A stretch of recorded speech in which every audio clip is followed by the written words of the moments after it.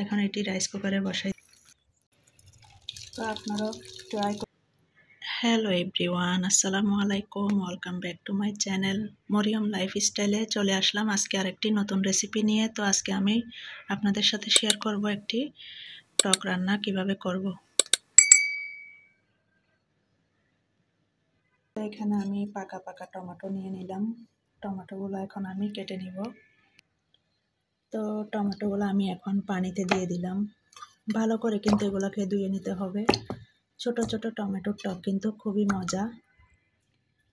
তো এখানে আমি টমেটোগুলো কেটে নিয়ে এলাম। এখন এখানে পেঁয়াজ, রসুন, কাঁচামরিচ। তো এখন এটি রাইস কুকারে বসাই দিব। তো টমেটোগুলো সব আমি এখন একটা কুকারে দিয়ে দিছি, রাইস কুকারে।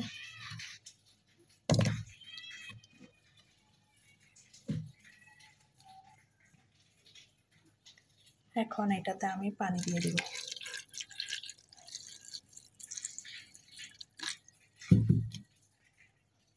পানি দেওয়া হয়ে গেছে। এখন আমি কয়েকটা কাঁচামরিচ ফালি দিয়ে দিলাম, রসুন কুচি,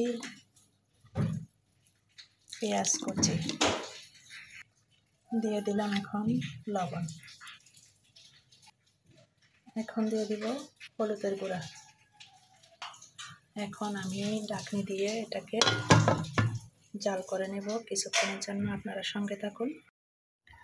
তো আমার টমেটো টকটা দেখি কি অবস্থা। এখন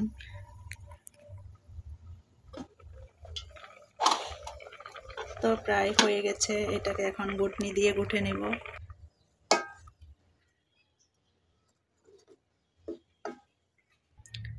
একটা কড়াই বসাই দিয়েছি। এখন আমি টকটাকে একটু ভালো করে রসুন দিয়ে তেলে দিয়ে দিব।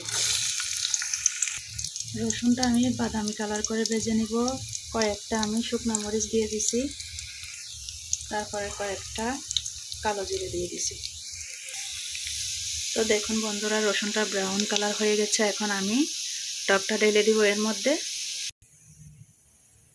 তো দেখুন বন্ধুরা, আমি ঢেলে দিয়েছিলাম সবগুলা, আপনাদের সাথে সেটা দেখাই নাই। তো শীতকালে কিন্তু এখন টমেটো একদম সস্তা হয়ে গেছে। আপনারা এইভাবে টক বানিয়ে খাইতে পারেন বাসায়। দুইটা আমি কাঁচামরিচও দিয়ে দিলাম। মাশাআল্লাহ, ফ্লেভারটা অনেক সুন্দর একটা ফ্লেভার বের হয়েছে।